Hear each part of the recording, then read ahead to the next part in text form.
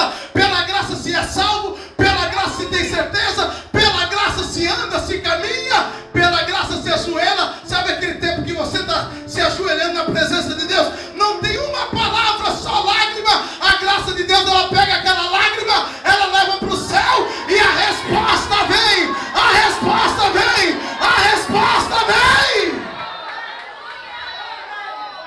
Levante a sua mão.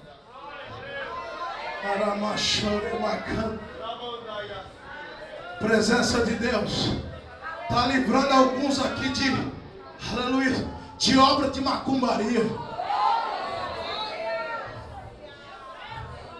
Presença de Deus está livrando você de obra de macumba. Está com medo de macumba por quê, meu irmão? Está com medo lá daqueles vasos e passa perto. O sangue de Jesus tem poder. O sangue de Jesus tem poder. Pelo amor de Deus, irmão, tenha a presença de Deus, porque ela te guia, ela te protege, ela te guarda, ela te unge, ela revela, ela te dá livramento.